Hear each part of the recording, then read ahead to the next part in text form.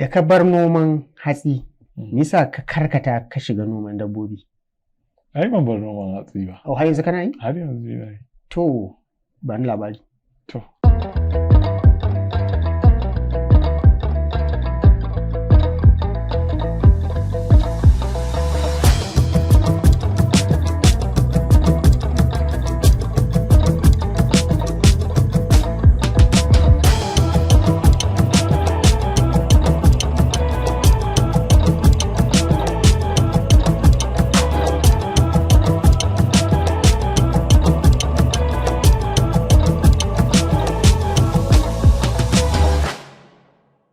Barka da zuwa shirin mabuɗi, shirin da ke ƙoƙarin buɗe ƙofofin alkhairi ga arewacin Najeriya da ma ƙasar baki ɗaya. A wannan lokaci da muke ciki muna tare da wani matashi mai suna Rabi'u Nura Rabi'u wanda ɗan gwagwarmaya ne wanda kuma ya yi karatunsa a ƙasar Indiya amma ya ajiye digirorinsa ya rungumi noma da kiwo. Matasa da dama suna ganin cewa shi noman nan da kiwo da ake magana sana'o'i ne na mutanen da ko na da. Sannan kuma mutanen da suke karkara ne ma suka fi a tunaninsu ko kuma waɗanda ba matasa ba. Wasu kuma suna ganin waɗanda suke cikin sabgar noma da kiwon nan ma fa gaba ɗaya ba sa faɗar gaskiya don suna yin dungu kar a gane alfanunta, shi sa matasa ba sa shiga. Shin tambayar a nan ita ce, noma da kiwo zai iya magance matsalolin mutum daga aljihunmu har ma faɗin ƙasar tamu baki ɗaya musamman yankin arewa? Sannan ta wace hanya ne za mu samu mafita akan maganar noma da kiwo? Sunana Usman Kabara, ku biyo mu a cikin shirin mabuɗi sannan kar a manta a danna subscribing sannan abu shafukanmu na sada zumunta.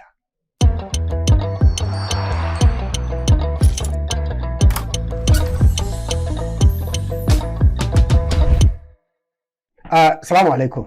Wa alaikum salam. To barka da shigowa cikin shirin mabuɗi. Shirin da a koyaushe muke ƙoƙarin buɗe duk wata ƙofa da muke tunanin ta kulle ko kuma tana shirin kullewa a arewacin Najeriya. Wanda kuma sai mun zauna mun tattauna akan abubuwa daban-daban sannan muke iya fahimtar su kuma mu ga ina aka dosa. Mun tattago magana ne akan harkar noma da kiwo ga matasa. Domin matasa su ne kashin bayan kowace al'umma kamar yadda kowa ya sani. Da farko, da wa nake magana, menene cikakken sunanka, me kake yi, daga ina ka bullo? To, assalamu alaikum wa rahmatullahi wa barakatuh. Wa alaikum assalam. Sunana Rabi'u Nura Rabi'u, kuma ni haifaffen jihar Kano ne, kuma an haife ni a unguwar Yalwa da take Goron Dutse. Sannan na fara karatu a Translat Comprehensive School, daga nan na koma Sheikh Bashir Area School Complex, wadda nan na gama karatu na secondary. Daga nan na je ƙasar India na yi bachelor's dina har na zo na yi master's dina a ɓangaren neurosciences ma. Sannan kai har na rubuta thesis na PhD. Kuma daga nan dai na dawo Najeriya na shiga harkar noma da kiwo, kuma tsakanin Taraba da Adamawa nan ake wannan noma kuma ake yin wannan kiwo. Za mu je nan ma daga Kano. Haihuwar Kano, girman Kano, karatu a India. Amma noma tana Adamawa da Taraba, to za mu je nan ma mu ji menene ya faru. Menene neuroscience da Hausa a Hausance kenan karatun da kai? Kamar kimiyyar sanin yadda ƙwaƙwalwa take aiki da yadda ɗan adam yake gudanar da ayyuka tsakanin ƙwaƙwalwa da sassan jikinsa. To amma a tunanin kila mai kallon mu da saurari zai ce to a kila da ya dawo zai shiga harkar da ta shafi harkar ilimin ta kwakwalwa da yadda take aiki, sai ka fada noma. Da farko me ja hankalinka a noma bayan ka dawo? Ko ku dama kafin ka tafi kana yi ko kana da tunani? A'a, ina da tunanin kiwo don ina kiwon kaji. Tun nakan yi shi a da kafin na tafi makaranta. Amma da na dawo da na fuskanci akwai opportunity mai yawa akan harkar noma. Kuma duk wanda ya sani ya san ina da sha'awar abubuwa da suka shafi irin noma da kiwo da duk wani abu da za ka yi da hannu da kanka ka ga yana yabanya ko yana bunƙasa. To gaskiya ina da wannan sha'awar. So wannan ya ƙara jan hankalina da kulle bodoji da aka yi a lokacin mulkin shugaba Buhari, cewa ƙasa ta ciyar da kanta mu ci abin da muke nomawa. Ka yadda da wannan ne yasa kai tunanin cewa bari ka shiga? Na yadda. Don ya zo a Najeriya kaso 80 na abin da ake ci a ƙasar ake noma shi har zuwa 2024. Haka. Kafin a sake samun wata dama da shi shugaban ƙasa ya ga ya dace ya buɗe boda ya ba wa wasu tsirarin mutane dama su shigo da abinci. To wannan ya ja hankali na sosai domin ya zama na cewa ana yin noman kuma har sai da aka samu kaso 90 na kamfanonin shinkafar da ake da su yanzu a gida sun faru ne saboda wannan sakamakon noma da aka kulle boda aka ce ai. Kowa ya shiga taitayin shi ya dawo cikin gidan kenan. Kowa ya dawo. Har wanda suke waje ma wasu sun dawo sun yi investing. Za ga wasu kamfanonuwan ma ba na 'yan Najeriya ba ne na shinkafa. Saboda akwai future a cikin harkar noma. To ba ni labari da ka dawo ya aka ka fara noma. Ta ina ka kama? Ta ina ka bullo? To akwai abokai da 'yan uwa ma da suke wannan yankuna. To na fara da akwai wani aboki na Muhammad wanda a wannan lokaci shine muka fara yunkurin yin wannan noman tare da shi. To shi mutum ne mai ambition. Mai buri. Mai buri. Amma kuma yana da saurin gajiya. Akwai sarewa. Akwai sarewa. So mun fara tun a hanyar zuwa gona yau da gobe kullum sai ya gaji kai ƙarshe sai ya gudu ya bani. Ya barka a harkar. To tun ana noma ba a cin ko sisi. Noman kayan abinci kenan. Ba dabbobi ba. Kafin a zo dabbobi ba a cin ko sisi har sai da aka zo rana ɗaya Allah ya yi abin da ya yi. Da aka yi wani noman kuma sai da aka yi mamaki. So kafin nan a 2022 akwai wani shi ma abokina da muka yi maganar kiwon shanu da shi wanda ta kai ga dalilin shiga kiwon dabbobi kenan. Kuma a wannan the same shekara shi ma na yi kiwon raguna wanda har ta kai ga an siyar da sallah kuma an samu alheri a wannan lokacin. To misali akwai wanda suke ganin cewa noma da kiwo a matsayin wata sana'a ce ta mutanen karkara musamman tsofaffi.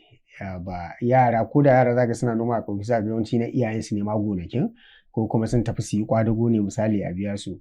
So abin da zai ɗaure kila mutane kai za a ce to amma kai ka je ka yi karatun boko har ka yi digiri na 1 ka yi na 2 har ma ka fara dasa na 3 sai kuma ka dawo ka shiga harkar noma kai kuma gashi matashi. Za ka yi gamin shekarunka nawa wace shekara aka haife ka? An haife ni 1995. 18 ga watan Septemba. Muna magana shekaru 30 da ta wuce. Shekara ta 30 daidai. Wace shekara ka fara noma? Zai zama 2021. Yes. Lokacin bayan COVID kenan ko? Bayan COVID. Immediately bayan COVID da aka dan fara sararawa ana. To gaba ɗaya kamar shekara 4 kenan. Yes. Kamar yadda na ce ta ina ka faro. Mun sani cewa a bincike kamar yadda yake gabana a nan shine kaso 70 cikin 100 na household ko gidaje ko kuma al'ummu a cikin Najeriya misali zaka ga sun shiga cikin noma irin musamman kamar yadda ce a ƙauyaku da sauransu zaka ga akwai maganar noma da kiwon akwai maganar crop production irin na misali shuka masara dawa da makamantan hatsi dai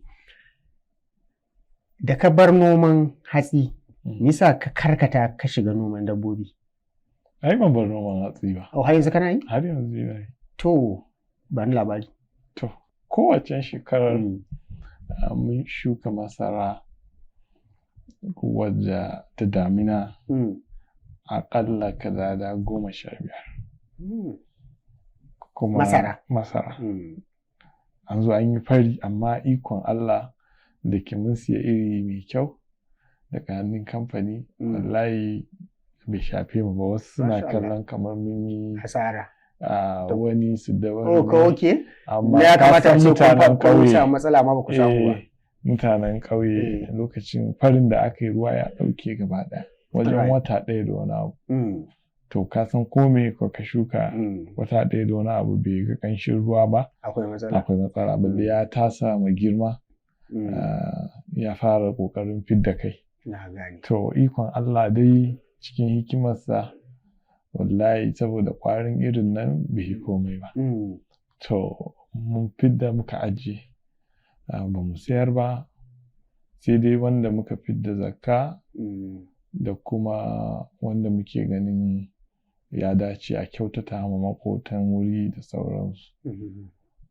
da kuma wanda dama amfanin da muka yi yunkurin yi da shi shine to wannan za mu juya shi wannan shekarar na gane to kuma sai masara sai ta zo gashi na ga ta yi raba yawa to cikin hikima da muka ga haka to gaskiya sai muka fasa shuka masara sai muka nemi wani tudu sai muka siyar da masarar mu wadda take a ajiye da muka yi niyyar mu canza ta da taki da sauran abubuwan da ake bukata yanzu sai muka siya riɗi. Riɗi. Sesame kenan. Sesame. Kantu wasu su ce kantu. Ko riɗiya. Ta sai muka shuka shi. To yanzu shi ma ya tashi yana nan kuma kasan shi za a jira shi har sanyi ya zo don ya bushe kafin a kaɗe shi a ɗura abu. To ba a bar noma ba kuma ko inda ba wani abu ba ko wannan abin da za mu shiga dry season ɗin mai ake da shi za mu yi noman shinkafa rani za mu yi noman shinkafa insha Allah. To a wani gari kake noma? A jihar Taraba sannan kuma muna yi a Yola ta Adamawa so amma dai na jihar Taraba ya fi ƙarfi kuma ya fi yawa saboda yanayin kasar ba iri ba da sauran wurare. Kafin mu shiga maganan dabbobi yawancin kamar yadda na ce matasa sun fi koma mutane manya sun fi raja'a ne kamar da maganan noma maimakon kiwo amma kafin mu je wurin kiwon me isa ka zaɓi Taraba da Adamawa ban ji kana magana irin su Kura ba a Kano kila saboda irin ana yin noman rani a irin su wuraren ban ji kai magana irin ƙauyakun da suke hanyar tsakanin Kaduna Kano da yanayin da masara take a Kaduna misali in ka je jihar Kaduna akan misali karamar hukumar Lere suna ɗaya daga cikin manyan manoman masara a Najeriya arewa in ma ba su ne akan gaba ba me yasa baka yi tunanin irin wannan me ya kai ka can bangaren to duk nayi kuma a ciki duka wuraren nan da ka gani har sai da na ebi ƙasa ta wannan yankuna samfur na kai jami'ar Bayero aka mun soil test gwaji a gwada ƙasar aka duba mun a percentage na sodium potassium phosphorus da percentage din su nutrients din a ciki sinadaran da suke ciki har yanzu ni me fa'ida haka yawwa fa'idar shine akwai bambanci da tsakanin pure chemical application a noma da kuma wanda ƙasa take da rich nutrients kaga yanzu mafi yawanci in kana da gona a Kura wuri ne da ake noma shekaru 160 Kuma kowace shekara. Kuma kowace shekara sau biyu sau uku. Kuma wasu ma ba sa mix cropping ɗin da ake yi. Menene mix cropping? Ka shuka shinkafa wannan season ko kuma ka shuka masara, to in wani ya dawo sai ka shuka dawa. In wani ya dawo sai ka shuka, saboda kowace yadda take draining ƙasar da bambanci. Take draining nutrients ɗin da bambanci. To in kai haka kana ƙoƙari kai balancing. Wato kowace da yadda take zuƙo amfanin yawa, wata tana zuƙa da yawa, wata kuma tana zuƙa kaɗan. To ya ke magance ka samu kai balancing ɗin da kyau? To shine amfanin taki. Okay. To wannan ƙasashen already kusan ba wai an cinye su ba, ya zama da ƙarfin su ya yi ƙasa. Ya yi ƙasan da in baka sa taki ba za ka samu komai. So akwai inda in baka sa takin ba saboda sinadaran da ƙarfin ƙasa yana da za ka amfana? Sosai kuwa. Ba wai ba za ka sa ba, amma zai zama very minimal.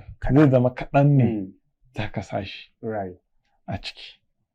So wannan dalili na daga cikin dalilin da ya sa farko. Sannan na biyu, mun yi tunanin Kaduna, amma lokacin akwai tsananin rashin tsaro na bandits.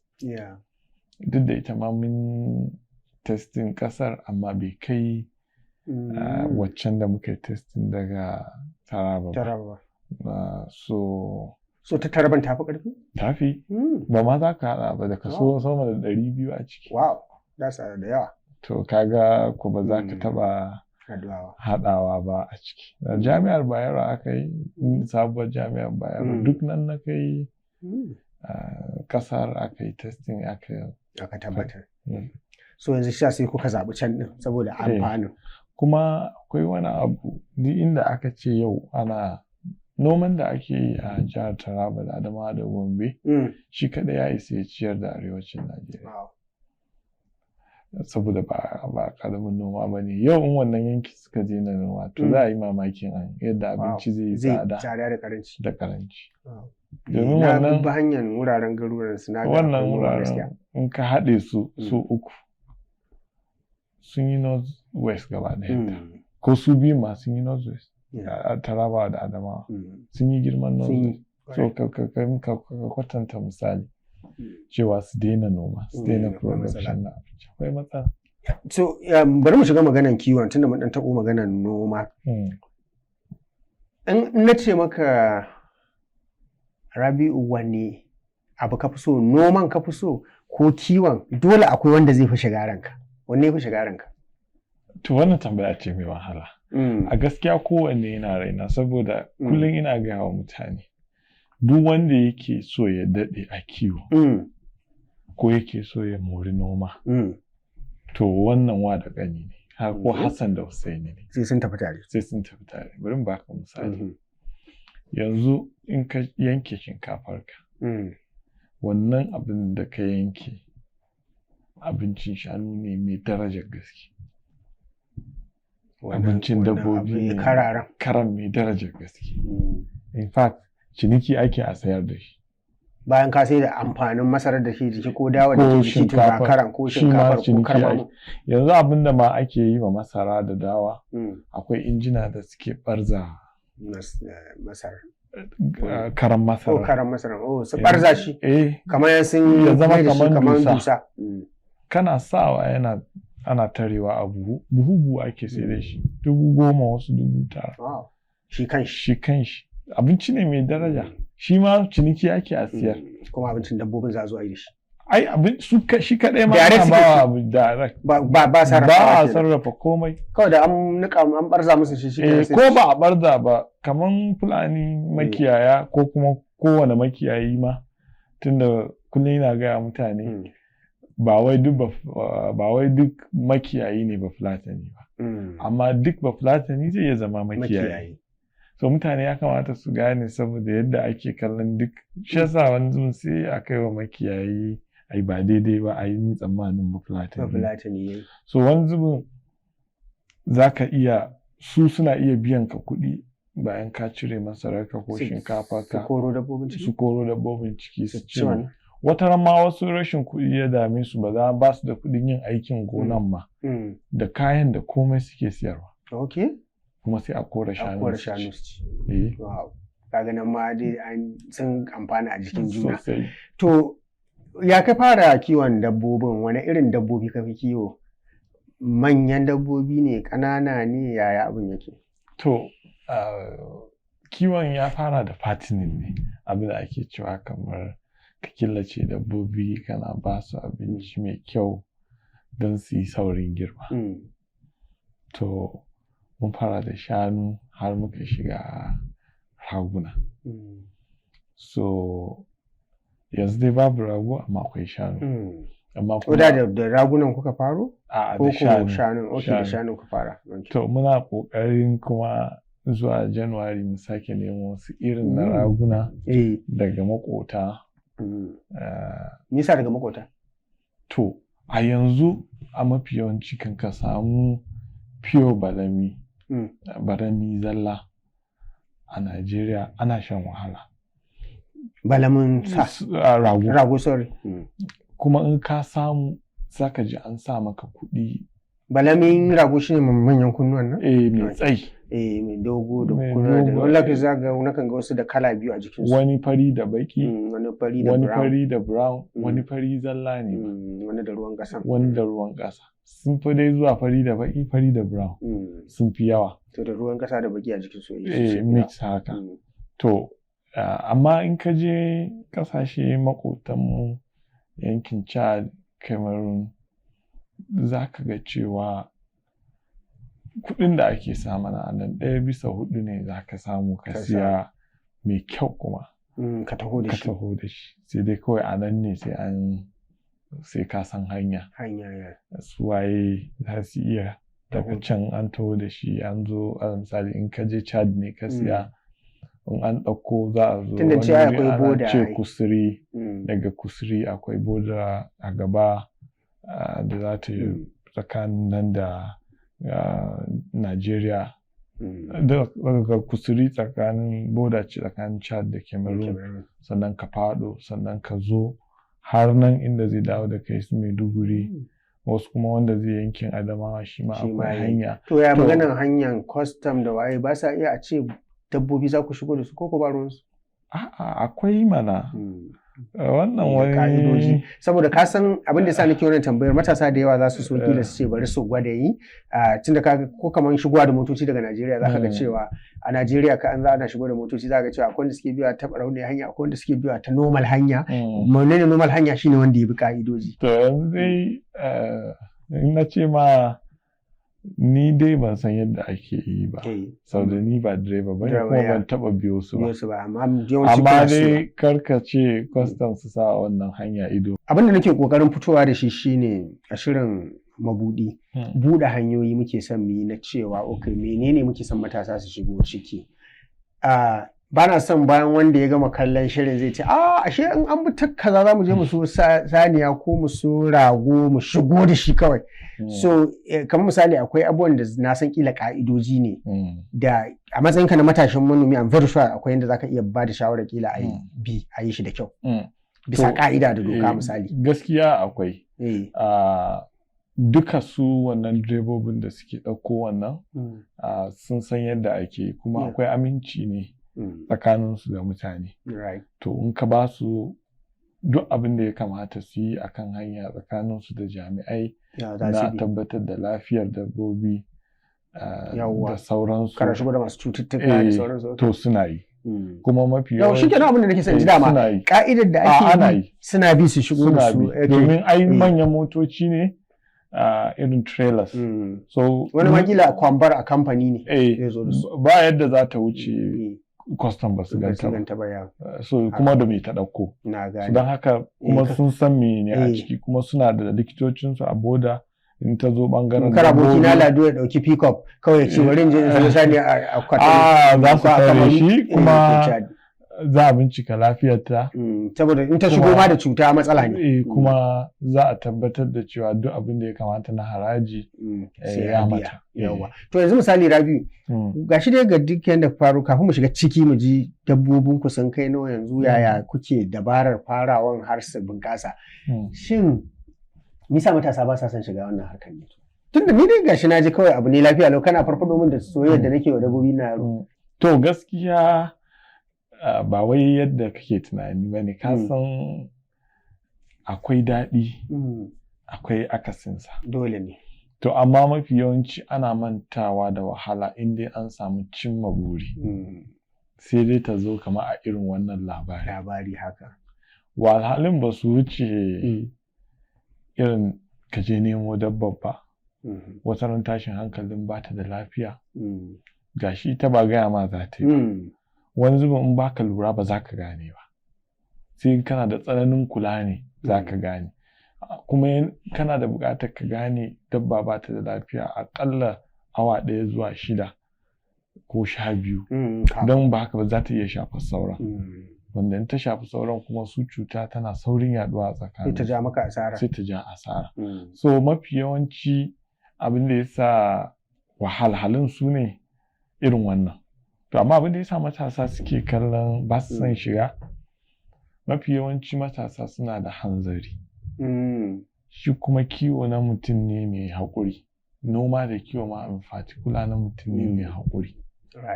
Sai kana da haƙuri. Duk mai hanzari ma ba layinsa ba. Dan ba zai iya jira ba. Ba zai iya jira ba. Saboda akwai dabbar da za ta cin abinci ta ki girma. A'a, an bani.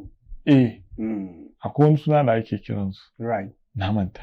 Amma dai za su ta cin abinci kuma ba za su girma. Saboda kila halittar ne haka halittar su yake. To haka sai ka haƙura ka rabu da ita. To irin wannan. Akwai kamar yanzu ka ce ka dura min abinci na girma ai ka samu aiki. Yawwa. Amma kaga Umar dan daga koya ya ci. Yawwa yanzu nan zai tashi. Yawwa kaga to shine bambanci. So shi yasa ina gani. Sannan kuma mafi yawanci ba a samu masu wayar da kan matasa akan harkokin noma da kiwo. Kuma gwamnati ma in ta tashi irin wannan tallafin an fi karkatar da abubuwa. Ba a damuwa. Gwamnati in ta ba da tallafi a layukan ba ta bibiya yadda ya kamata. Ta tabbatar wannan layin da ta ce a yi shi aka yi. To sai ka ga. Kamar kaga akwai wanda suke zargin cewa misali irin ku da kuka san daɗin noma da kiwon. Ana zargin fa kamar ma aka zo aka ce za a yi noma da kiwon kamar kukan ɗan yi mugunta kuke faɗa mutane yadda ake samun ribar sai ku faɗi wahala saboda haka sai ya rare a guje. To ka san shi ne matsalar shi guda biyu ce. Duk wanda ya zo ya tambaye ka akan abu in ka gaya masa iya daɗin ran da ya shiga ya ga wahala sai ce ka yaudare shi. Kuma da wannan don wannan. Amma kuma akwai keta ma ta wasu. Yawwa ta inda kuma in za ka gaya mai. Ba zai gaya mai duka biyun ba sai ya tsaya a wuri ɗaya. Amma yawwa yana da kyau ka gaya wa mutum ga alfanu ga kuma wahalar da za ka sha kan ka samu alfanu. So ruwansa ne in ya ga cewa zai iya jure wannan wahala in ta zo, ya jure, ya shiga, ya tafi. Ruwansa ne ya gani, ya haƙura. Ya ce, a shi wannan wahalar ba ta kai ya jira ko ya shata don ya samu wannan ci gaba a irin layin ba. To ka gani? Haka. To amma yanzu misali, kamar yanzu ina da yaron da yake son ya kiwo misali, sai na ce maka ta ina ya kamata a fara kiwo. Shi ne za mu koma da wannan tambayar kan maganar cewa yaya aka yi ka faro ɗin wani mataki ne na farko da ka ɗauka da kasan za ka shiga misali maganar kiwo. Amma za mu je talla mu dawo. To masu kallon mu da sauraron mu za mu je mu dawo a cikin shirin mabuɗi na wannan makon sannan kar ku manta muna magana ne akan noma da kiwo da kuma yadda ya kamata matasa su shiga cikinsa da wahalarsa da daɗinsa domin me sai mun sani za mu iya yin abu in ba mu san abu ba to za mu shige shi ne a makance sannan kar a manta a je abu shafukan mu ta sada zumunta sannan wannan tashar da kake kallo a duba idan an yi subscribing to mun gode sai a danna karrawa in kuma ba a yi ba to a sake dubawa sai a yi subscribing sannan kuma za a iya kallon shirin mabudi a kawayen tashoshinmu na talabijin kamar Liberty TV da kuma Tozali TV da ma Muhassad TV da ke Kano. Mun gode sai mun dawo.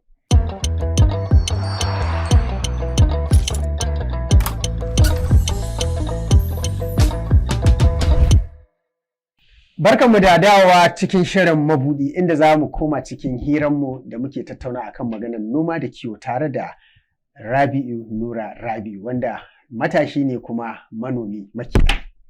Yau da zaka yi wata magana akan kila yanda gwamnati ma take wa abin. Kana ganin cewa in na tambaye ka matsayin ka na mai noma da kiwo din nan. Gwamnati ko 'yan siyasar mu da suke da madafan iko ko hukumomi tun daga federal a ce ta tarayya har zuwa ta jiha har zuwa misali a ce ƙananan hukumomi suna abin da ya dace domin mun san dai akwai tsarin ainuwa da kiwo kuma ko lokacin marigayi shugaba Muhammadu Buhari an ta encourage mutane kamar yadda muka yi magana a farko ana karfafa gwiwa a yi. Shin an shimfiɗa yadda za a yi hakan a tunaninka? To wallahi ka san ba na cikin ni ban taɓa aikin gwamnati ba. Right. Amma dai na tabbatar a yadda tsarin gwamnatin Najeriya yake akwai. Sai dai abu mai wahala ya za a aiwatar da wannan abu. Ko a kai man gaci. Suwaye bero accurate inda za su bi kamar masu ruwa da tsaki da za su bi a tabbatar da cewa wannan tsari da aka bi ana yi. Tunda muna da ma'aikatar agriculture ta noma. Bayan wannan ma yanzu har ta kiwo an yi na dabbobi kadai livestock ita kadai an yi. Kaga ya nuna cewa ita wannan gwamnati tunda har ta iya ta kirkiri wannan ma'aikata that means ta shirya akwai tsarin kenan amma ta bakin ka bin yawa bin to wannan sai Allah. To amma misali kai ka taba tunanin cewa ka je kila a gwamnatance ka ce a bari mu dan je mu nemi wani abu da zai zama ya taimaka wannan abin da muke ko kawai? Gaskiya na taba kuma an dace ina ganin har yanzu ma ina kai. To amma abin ni ban kai ga naje ga shi ministan kiwon ba da albarkatun kiwon. Amma dai za a san kana ga kenan za ka iya cewa misali kana da kyakkyawan fata a kai? Ina da shi domin ina jin shi da kansa ya buɗe ya ce akwai lokacin da ya ce a shirye suke kuma shugaban ƙasa ya ba da umarni cewa wannan layi a bunƙasa shi yadda Najeriya za ta iya fidda ɗanyen nama musamman beef naman shanu kenan zuwa ƙasashen da suke da bukata. So kuma Najeriya tana ɗaya daga cikin ƙasashen da suke fitar da premium beef naman shanu wanda ake cewa mai daraja irin ta ɗaya to tana daga ciki domin level na cholesterol da level na fat organic yawa organic za ga kasashen larabawa da kasashen turawa wanda suke yawan yin stick sun fi son irin naman da ake yanka na gashi irin naman da ake yanka na gashi sun fi son irin sun fi so kuma za ga in zaka sai wannan $1 to wancan ya kai biyu to saboda yana da daraja domin akwai saniyar da za ka girmar da ita a wata 6 ko shekara wannan kuma ta shekara 3-4 tana cin organic abubuwa ba za ka hada darajar su da wuri ɗaya ba. To yanzu misali kamar yadda nace mu koma kan yadda faro wata ina son ne mu samu labarin ka daga nan cewa okay shanu nawa ne misali ake iya farawa a ni na yi kaza muka fara da shi duk da yake koda ba ka bude mana sirrin gaba ɗaya ba amma dai muna sa ran ya zama mana matashiya ga wanda kila ke kallon shirin ke sha'awun yayi. To ka san yanzu in kana so ka fara kana iya in shanu kake so a dabbobi dai da muke ci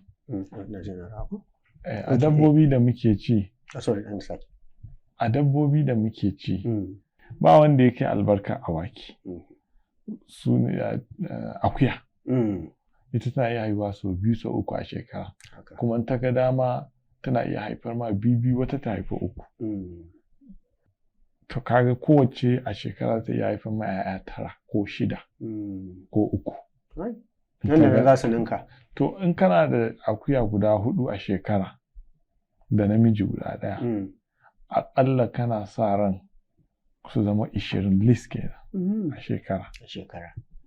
To kaga wannan startup ne mai kyau. In ka gana so za ka iya yanzu average akuyan nan in next year ba wacce ba za ta yi 50,000 ba. Kuma akuya ma ba ta da cin abinci ita ta fi son a bata ta yi tsince-tsincen. Dan abin da za ta ci baya da yawa. To kana fara da shawarar kenan mutum fara kiwon irin dabbobi zai in ya fara daga akuya mataki ne mai kyau. Akuya mataki ne mai kyau. Kuma sauki. Ba wahalhalu. Kuma zai koya maka haƙuri tun da reno so kila ma zai ga 100,000 na sai samu awaki 5 na farawa misali kananu ba kanana da kananu za ka iya samu da kananan ake fara ko kawai da manyan a'a yanzu mutumin da zai fara kiwon akuya za ka je ya nemi wadda ta kusa fara haihuwa kamar su 5 to wasu haihuwar farko mafi yawanci sun fi haifar ɗaya gaskiya in suka tashi na biyu ne suke haifar 3-2 to amma duk ba wani abu ba ne za su haihu kuma in kai haƙuri shekara 2 za ka yi mamakin adadinsu. To in kana so za ka iya kora su kasuwa rana ɗaya. Sai ka je sai ka canza su in saniya kake so ka siya. Yanzu alal misali in kana da awaki 40. Akuya 40 misali. Akuya 40. A ce an bar su ka musu kuɗin goro kawai kowace average akwai wanda sun fi 50,000. Amma ka sa su kawai a 40,000. Misali 40. Guda 40 ya zama kana da guda 40 shine gashi nan ina buga zai zama kana da miliyan 1,600,000 to miliyan 1,600,000 in ka nemi dan marakin shanu na 250,000 wanda aka gama shayarwa zai baka akalla guda nawa akan in ka ci misali 250 guda 6 kenan in kai da to in kana da in ka nemi mata guda 4 a ciki maza 2 ka kana da ragowar 100,000 haka to 100,000 za ka iya siyo abincin ka fara daga nan amma za ka shirya abinci domin saniya tana da cin abinci to me kenan na fahimce ka misali in ka bani lissafin cewa okay to in zan siyo guda 6 sai in ce okay to bari in siyo 4 kila mata 3 namiji 1 kudin guda 2 nan da canjin sai in ce bari in siyo abincin aji misali zan iya haka za ka iya haka sannan ka shirya tanadi ita saniya da dabba ma bata san babu ba koya ne sai ka nemo ka ba ta in ba haka ba za ta rame kuma zai nuna a kiwon da kake kuma kai kanka kana son ka kiwo ya nuna a jiki shi yanzu misali za a bada kiwo ana cewa misali in ce to ai bari in fara kawai yau ga kuɗi na bari ga jarin nan shi na ware zan yi kiwo zan siyo guda kaza in siyo abinci kaza da wannan kuɗin ana yi a fara kiwo haka ba za ka ji daɗin abun ba me yasa saboda kana buƙata dabbobin su challenging ɗinka akan ciyar da su. Su kalubalance ka. Ba kuɗin abincin ka jibge ba. Ka jibge ba. To ya zan yi su kalubalance ni. Yawwa shine yanzu ka nemi kama abincin wata shidan kana da shi. Amma daga nan ka san cewa sai ka nema musu abinci. Sai ka tafi nema. Kuma akwai adadin abincin da kai ma ba za ka ji daɗin ajiye shi ba. Saboda zai iya ɓaci. In baka da wajen ajiya mai kyau. Ka gane? Right. So kai ma ka fi son ka samu abinci mai kyau lokaci mai kyau kuma ba tare da ya ɓaci ba. So in ka fara irin haka to za ka yi mamaki. Saniya tana samun abinci tana da saurin nunawa. In dai tana samun abinci ita daɗin ma a jikinka sai ka ji sai ta nuna. Na gane saboda ta samu isasshen abinci kuma lafiya. Yanzu kaga kana yin tafiye-tafiye na ga sai ka akwai sati 1-2 da ya wuce nan kake cewa ga saniya can fa bata da lafiya ka tafi Adamawa kuma gashi kana Abuja sannan zan ji wasu suna cewa ai in kana kiwo ana son mutum yana kusa da wurin haka ne ko kawai wannan wani surkullen soke burutsu suke a'a zuciyarka ana so ta zama tana tare da su ba kai ba dole kai a jikinka ba ai in zuciyarka tana tare da su ka gama duk in zuciyarka na tare da mutum ko na tare da wani abu duk abin da ake bukata wannan abun ya yi nasara za ka yi yanzu ni ban da ikon ba su lafiya sai Allah ban da ikon sa su girma amma Allah ya bani ikon nema musu lafiya ya bani ikon ba su abinci ta hanyar likitoci da abincin da za su ci to in na aika naka sakon ba zai isa ba kuma ai ba yadda za a yi ma'aikata ka ajiye tunda kai kana nan misali akwai ma'aikata ne da ake ajiyewa ne ko yaya musamman kalubalen rashin tsaro in muka dan taba zamu ci an ce to ai kana da dabbobi ina zaka bar su a wani wuri ka suna wani daji yaya kai abin yake hikima wace hikima ake bi ne to yanzu dai tunda ni da naga da yawa sun daina kiwo a daji yanzu ai ba a daji ake kiwon ba to yanzu dai ai ba yadda za a gonaki misali a ce ga gonar shi can a daji ya zuba dabbobi ba yadda za a goya saniya ko kuma ka koro shanu 10 ko 20 ko 100 gidanka ina za ka yi da su bayan da za ka ajiye dole a nemi wurin da za a ajiye su inda kuma suna za su dan zaga lokaci zuwa lokaci yadda kaga mutane su ma suna buƙatar su zaga su dan wataran wani ya dan yi gudu ma a cikin su wani ya dawo jinin su ya guda yawa ba a cikin daji bane akwai wurare da ba su da nisa da gari kuma suna iya ɗaukar dabbobin kai akwai wuraren gwamnati ma da gwamnati za ta baka kyauta ka je ka zuba dabbobi kai kiwo da ka nema sai ko haya ko ba baka biya ba gwamnati kyauta take bayarwa a saboda a taimaka saboda tana son aiki kaman ba akwai wani wuri da aka ce mun ina son zo in noman waken soya kuma gurin yana da alaka da gwamnati jami'a ce ma wurin cewa za su iya bani eka ɗaya ne ko biyu ko waye ina son in shuka waken soya ko wani abu da nace yayi gwamnatin tana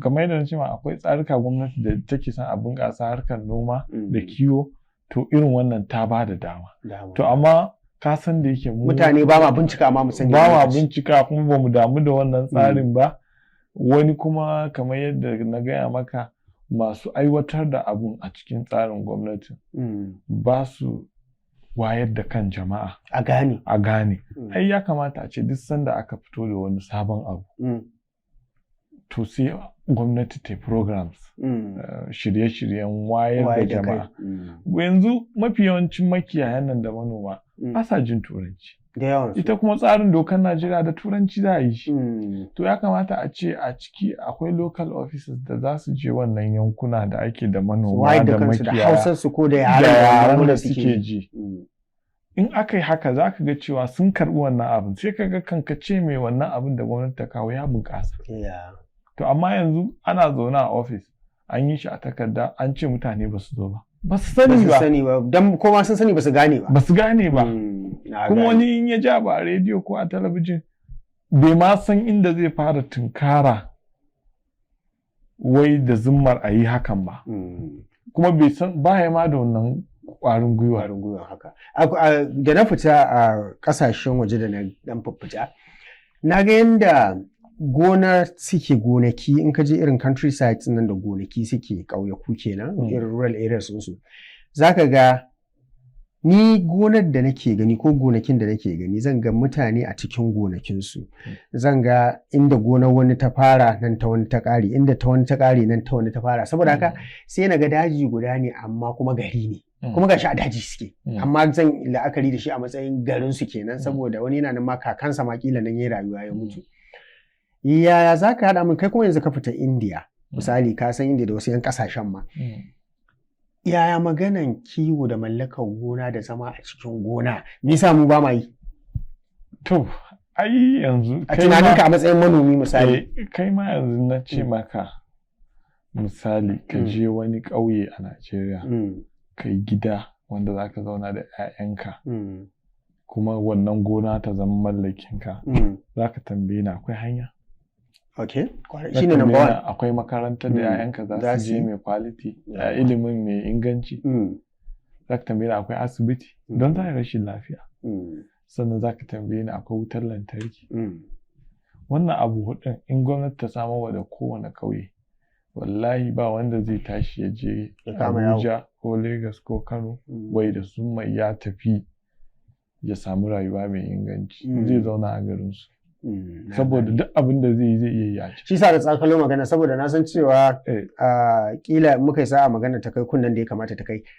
ma'aikatun gona da sauransu da kuma tsare-tsaren da gwamnati ke fitowa ya kamata a ce bayan bangaren gona kamar yadda ka ce maganan wuta maganan hanya saboda haka kenan sai duk ma'aikatan nan sun taru sun haɗa ƙarfi da ƙarfi sannan su iya taimako yanzu akwai wani program na kwanaki aka yi wanda Ministry of Agriculture and Rural Development kwanaki sun rika rural electrification da kuma titina ba ƙauyaku wutar lantarki da titi to amma ba na son in shiga wannan amma an yi din amma wasu sai a hankali. Kila ingancin. Yawwa. An yi wallahi. Musamman titi da pole na wuta. Amma matsalar da ake samu a pole na wuta. Za ka ga mafi yawanci vandalization a wannan yankunan. Kila ma lokaci 'yan garuruwan ne za su zo su bata. Sosai. Za ka ga sun sace. Su ma ɗabi'unmu kenan ya fada nan. To sai ka ga cewa koya kake son gwamnati take ta kai musu ci gaba sun dakile shi sun dakile ci gaban da kuma da in ya bunƙasa su ma za su yi benefitin sosai kuwa sosai. Yanzu akwai wani gari Adla, ina jin Adla ne ko Alda ne ba zan yi tunawa ba, amma a Russia da muka je wata gona da ake yin madarar shanu, wannan abin da zai baka mamaki duk madara da alawa ta kamfanin, ba talla ba ne, amma abin da zai baka mamaki kamfanin Cadbury, Bounty duka wa'ina su Snickers nan su a yi daga wannan gonar ake cire kayan da ake su koko din kenan da madarar da koko duk a wuri ɗaya ake cire su. Kamfanin a nan yake ya sa a jirgin ruwa ya kai Dubai ya distributing ma Middle East da Africa. Abinda zai baka mamaki a ƙauye ne fa amma komai akwai, saboda suna ko da abin da suke bukata akwai sha'awar akwai. So amma in ka kalawa sai ka dauka daga wata uwa duniya ta zo wani birnin New York a titin Manhattan ko amma wallahi ga daga inda ta zo. Amma yanzu da ka je shekara ka nawa India misali? Kusan 9 ko 8 da wani abu. Yawa, so misali ya za ka haɗa min harkar noma Najeriya da India? Musamman in ka kalli yawansu da ƙauyakunsu kusan ana maganan India da kayan maganan sa China sai dai ka maganan India a yawa da sauransu. Wasu ma suna kintacen cewa ta kusa wuce China, wasu suna zargin ko ta wuce ma. To mu kuma muna da yawa, mu ma sama da miliyan 200 da ake magana, wanda kila mu Allah kaɗai ya san iyakan. Yaya za ka haɗa mun noman can da nan da dabarun da ka gani, wa za ka ba maki? To ai idan wannan ba abin kwatantawa ba ne. To ba ni saboda nisan ya kai sama da ƙasa. Noman da suke yi da wanda mu muke yi. To domin yanzu duk girman birni a India za ka tadda gonar shinkafa, gonar riɗi, gonar sunflower, gonar ka kirawo duk abin da alkama, duk wani abu da ka sani. A cikin tsakiyar gari za ka ga gona. Katuwa fa wadda sai ka yi mamaki me yasa mai wannan gonar bai siyar da filin ba, domin wurin birni ne na tashin hankali. To gwamnati tana tallafa musu sosai. Yanzu su tsarin su shine idan ka yi noma, ita gwamnati ita za ta siya abincin a hannunka, ita kuma za ta siyar ma 'yan kasuwa su siyar a kasuwa. So don haka ita gwamnati ta san nawa ka kashe a noman. Idan wannan shekarar kun samu matsala, ita dai za ta ba ku farashin da ba za ku faɗi ba. Ba za ta bari manoman ta su faɗi ba. To kaga an sa musu hannu. An sa musu hannu. Sannan magana kiwo, India suna kiwo amma kasan ba su damu da cin naman shanu ba. Amma India is one of the, if not the number one, largest beef exporter a duniya. Right. So, wannan ya nuna maka cewa irin kiwon da suke ba na wasa. To ana gani abin da yasa dama na kama maka wannan misalin ko wannan haɗin. Akwai wanda da yawa suke cewa wasu abubuwa a Najeriya ba sa yiwa ne saboda mun yi yawa. To kuma sai na ga cewa inda da ake magana sun kai misali sama da 1.46 ne yanzu da nake duba da muke magana cewa wasu suna tunanin ma an ce ta wuce China.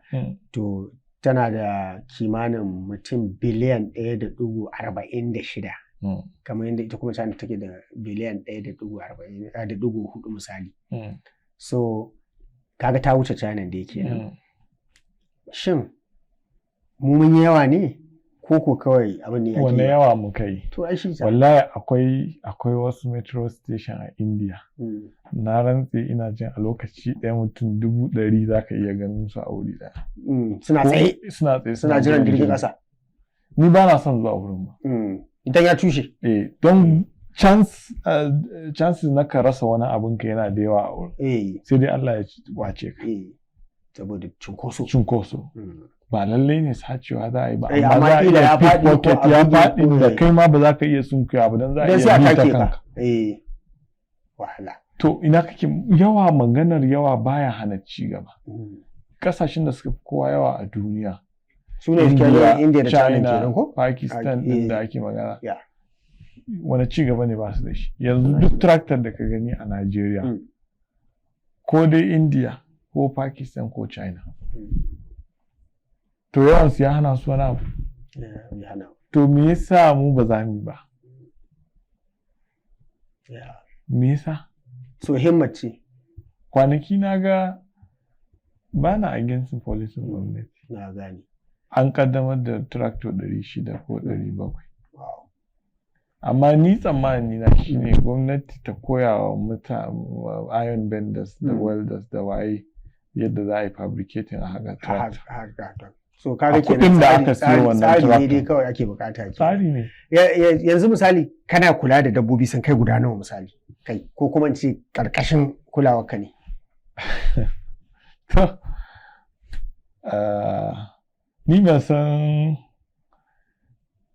ba dole ka faɗi yawan ba saboda tsaro. To yawa amma akalla a ce 100. To ya ake kula da su. To ya wahala su yake wannan yawan, sai ga zamo suka yawa ne zaka ji daɗin kula da sun saboda kila sun fara ba kansu kuɗi sai kula da kansu, ko da mu suke kaɗan, ko suna kaɗan ne zaka fi kula da su. Ai kaga kala ne, akwai wanda za su baka kuɗi kullum, akwai wanda ba za su baka ba sai lokaci ɗaya. Misali shanun da suke fidda madara a ciki, maybe in a ciki akwai wanda suke kula da su suna iya yin nono, ko suna iya sai da ita madarar nono a zinkin durmo kenan, ko kuma suna iya fidda man shanu a ciki su siyar. To kaga kullum akwai wani revenue da yake shiga. Idan kuma iyaka maza ne, kaga sai lokaci ɗaya ake nema a fitar da su sai a cire sai a kawo wasu. To kaga akwai bambanci. So bambanci wannan kowanne yana da advantage, kowanne yana da disadvantage. Alfanun shi wanda zaka ciyar maza zalla ya fi ba da kuɗi. Saboda za su girma duka su. Domin saniya na namiji ya fi daraja a kan mace. Ita kuma mace amfaninta kullum akwai abin da za ta ajiye ma.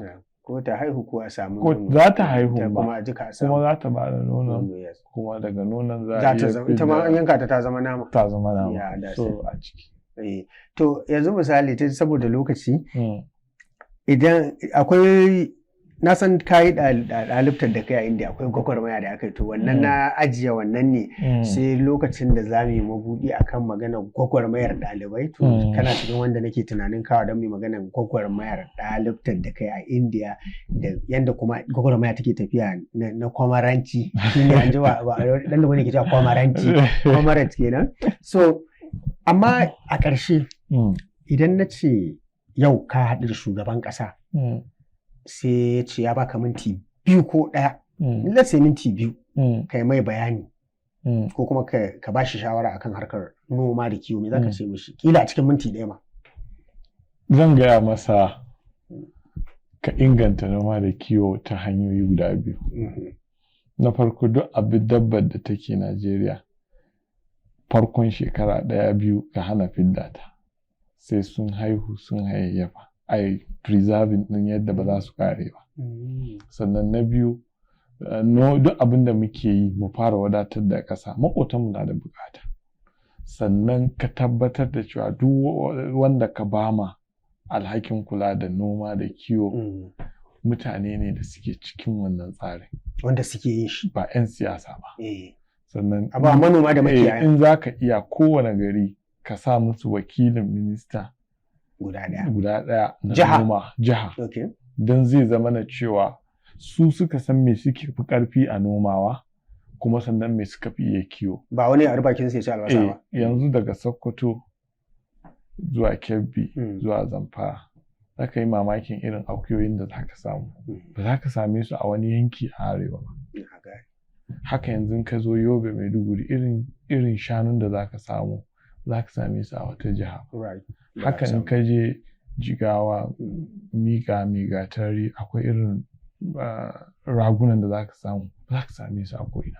So haka yanzu in ka zo akwai inda a arewacin Najeriya ba ka shuka alkama ba, amma akwai inda za su iya shuka ta, sai ka bar su iya wannan su tashi, haka sai ka haɗa ka shekara 2 ka makale wannan duk wanda ka sa kuma kana bibiyarsa, to na tabbatar ma abinci a Najeriya zai sauka, kuma za ka iya fidda shi ka samu foreign exchange kai boosting economy.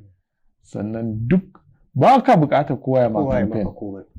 To idan kuma matasa su kuma cikin minti ɗaya in zaka ba matasa masu son su noma da kiwo kamar yadda ce har ni kaina ina da dan da abin da yake so fiye da komai kenan. Me zaka ce? Ku shiga noma, ku shiga kiwo, kuma akwai albarka a ciki. Akwai albarka. Sannan kuma idan hankali ba abu ne na da ka shiga za ka yi kuɗi ba, amma za ka yi kuɗi in dai ka mai da hankali a ciki.